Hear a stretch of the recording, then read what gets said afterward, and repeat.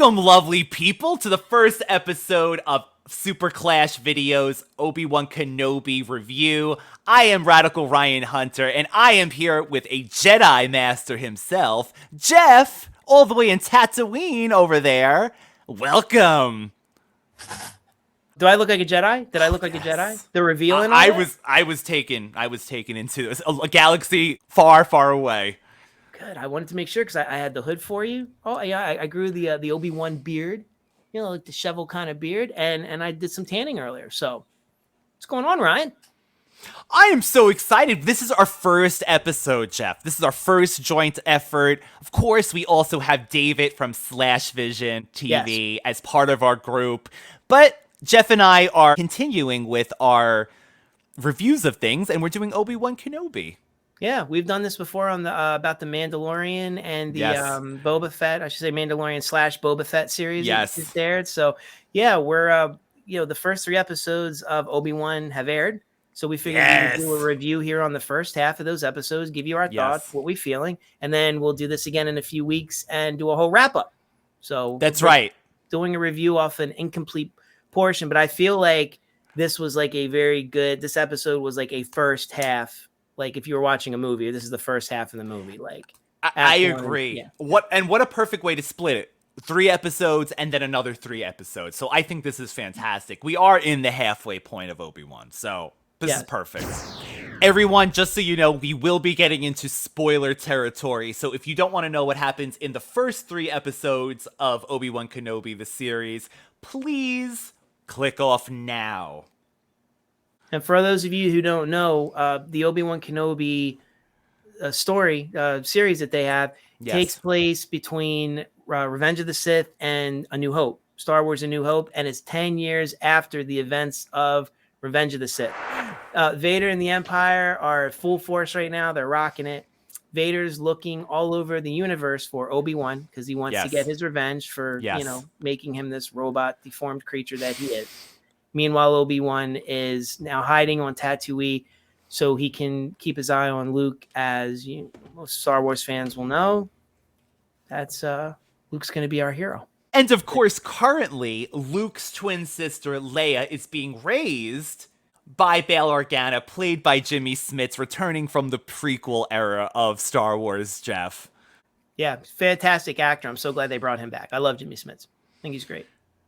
So, that is basically what's happening now. The twins have been separated. Obi-Wan is on Tatooine looking after a young Luke. So we get Tatooine and we get Alderaan, 2 different planets currently, and we begin our adventure. Yeah, and so I would probably think, like, I guess my thoughts on the series as a whole right now is, at first I thought in the first 2 episodes, Ryan, we're going to be stuck in another desert planet again. We're gonna be on Tatooine, and luckily we did move to Alderaan and some other things, which are the mining planet, which was kind of nice. I was getting a little concerned.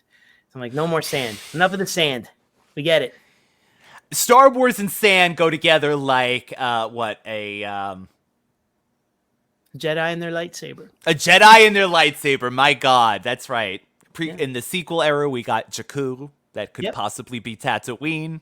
Mm-hmm. And we're back on Tatooine. Yeah. So, Geof, what are your thoughts about the first 3 episodes so far? Are you enjoying yourself? So far, I think it's great. I love Star Wars. I'm very interested in the story. I like some of these. I like Boba Fett, just like you. Not many. Yes. Doesn't seem like many people did. Definitely don't enjoy this as much as Mandalorian. No. Okay. That's a big thing. Right. Yeah. We should never compare anything to the Mandalorian because that's just wonderful. I mean, that's great. That's almost a mainstream kind of a successful thing.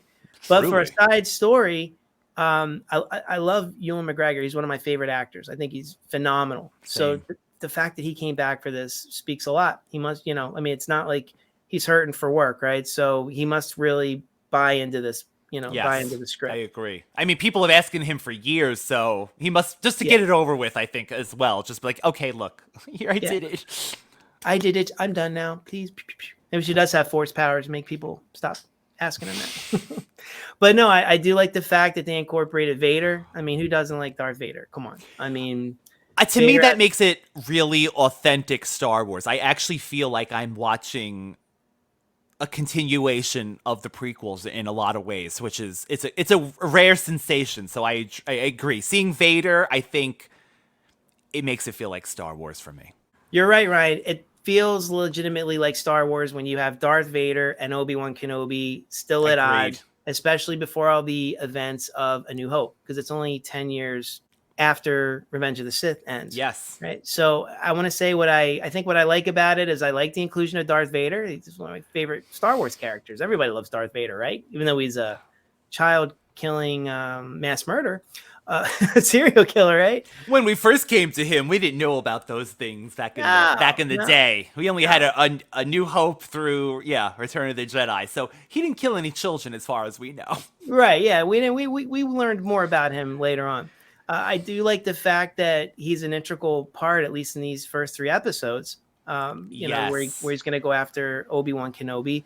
I do like the fact that with the way he's introduced when Vader actually locates in Obi-Wan episode 3, of this chapter 3 of this series, not episode chapter 3 of the series, and he's there killing innocent people. Anything he can do to find Obi-Wan, like he's that fixated on him. I do like that. I do like the whole tension of that, and knowing that he will come out of hiding. Yeah. And the way Ewan McGregor plays playing that fear role very well. Like he's very so good. What I don't like the fact though is, do you remember back in the 80s those Marvel comics that they used to make for Star Wars, and they used to put the most ridiculous things in there, like Luke and Vader had a battle before Empire Strikes Back, even though Luke wasn't even a trained Jedi or anything, and laser blasts could like shoot Vader and her, like all kinds of weird stuff. Jax, the green bunny rat, right? The rabbit, the space rabbit. Yes, all this weird stuff, and it was all very non-canonical. I would definitely say that's what unfortunately, that's the vibe I was getting in this battle. I mean, obviously Obi-Wan's a broken man. Vader is like peak Vader at this point. And I don't know, you suspend belief a little bit, but I just feel like this felt like fan fiction. Like this battle didn't really happen. We're only in chapter 3. Maybe there's going to be a battle later. I hope this wasn't our big, Kenobi Vader battle. That's all. I think we're going to get one more. What Geoff is alluding to earlier, being it non-canonical, is we all remember A New Hope when Obi-Wan Kenobi and Vader actually meet each other on the Death Star. And of course, Vader says, "When I left you, I was but the learner." So we always felt that they never interacted. Now I understand why it's happening here. So I do get it. But what we're both hoping, I'm assuming too, Geoff, is what you're saying. Like, we're going to get hopefully a really like Obi-Wan Kenobi really embracing the Force again, battling Vader as Vader, and leaving it at that, because, it does have to pick up again in A New Hope and still make sense. So I agree. There's parts of it that kind of takes you out of canon per se. Mm-hmm. But it gives you some good fodder, because this is a series that's going to be on the part of the official Star Wars expanded universe timeline. Yep. And I mean, just for somebody like me that's a Star Wars fan, I always wondered if Anakin was defeated in such a way, and obviously Obi-Wan is so powerful, why did Obi-Wan not try to take out Darth Vader? Why was he so scared of the Empire? Why did he and Yoda go into hiding? And I do like what they set up, and this is one thing I like about the series that they did set up about this so far. Obi-Wan cannot forgive himself for failing or believing that he failed Anakin. I think he did everything the right way. Anakin made his own choices. He's had a crisis of faith. He's buried his lightsaber. He's hidden that part away from him. He's working at this job, a everyday mundane job. He has an animal that he feeds. This is his life. And watching Luke. Yep. Watching Luke from afar, making sure that he's safe. And then, but now all of a sudden he gets thrown into having to put some things behind him and be the hero that he is, because Leia, who is somebody else that needs to be watched as well, goes missing. So this is the part where I think a lot of people expectations were diverted. We never probably saw Obi-Wan Ben as he's going by now. He's starting to go by Ben.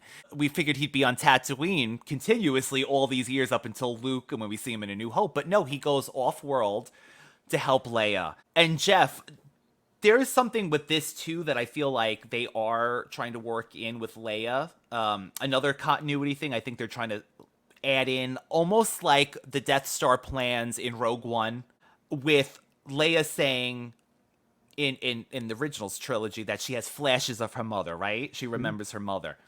We know she, at birth, you know, it was that one moment. Obi-Wan saying in this that he gets flashes of his mother and father to Leia, right? I think is trying to set that layer down of, well, look, Leia could have flashes of her mother too, right? And even more to your point too, in A New Hope, Leia reaches out to Obi-Wan Kenobi to help her. It's the only person that she knows that can help them. When did they meet? If he went into hiding after the to hide from the Empire after the battle with Anakin, yes. When did they meet? From what I remember, right? She says, "You served my father in the Clone Wars," but the way that she mentioned it, she's never met him. I always took it as they never met before. Like, she's reaching out to him because of her father saying, you helped my father, so I'm going to you for help. This makes it sound like, so, I mean, again, it's something that's possibly non-canonical, that's chipping away at the original trilogy's mythology, but I am enjoying Leia's inclusion, Geof, in this, just to, because we see her as this kid and she's the type of kid that I've always saw that Leia probably would be. So I do enjoy that part. Yeah, and I think a lot of, from what I've been reading about fans, they really don't enjoy the younger Leia and her attitude and everything. But I'm like, you know, that Leia's always been sassy. I mean, that's Leia. She's a little kid. Like, she's not our Princess Leia that we know yet. But I do like that they're showing this love of droids that she has, because it shows that she's kept, you know, even in the future, C-3PO, R2-D2 are with her. So I like that they're setting this up. There's a droid in the third episode as well that he's not allowed to speak. Yeah. So she, you know, they're setting up these things that she's going to be a voice for the speechless and things like that. The underdog, the rebels. That robot that doesn't speak is called a loader. He's a loader. A Kurt loader. Yes. And we do get a few cameos, Geof. We see C-3PO, we believe. He doesn't speak. Of course, we mentioned Bail Organa by Jimmy Smits earlier.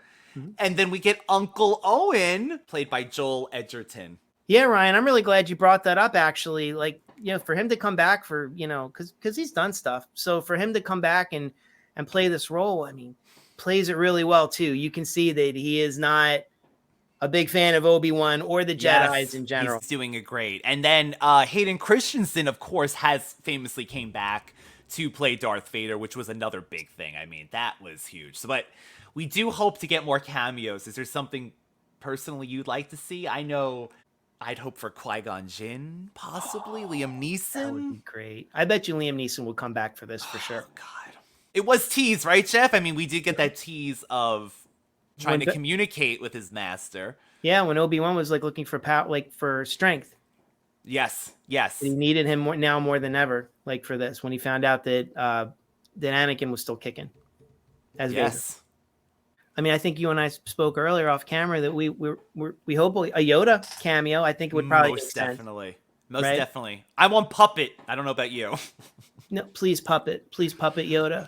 I know Hayden Christensen came back to play Darth Vader, but what I'm really hoping for is, do you remember the vision that Obi-Wan was having on the planet? Yes. And I think that was him as Anakin Skywalker, right? So, interesting, because I'm hoping, like, I mean, that's great that Hayden Christensen came back, but if he's gonna be wearing all that stuff, I mean, you know, up until the point when they showed him in that back to tank, and you know, like you could tell it was Hayden. Yeah. After he goes into the Vader costume, you're like,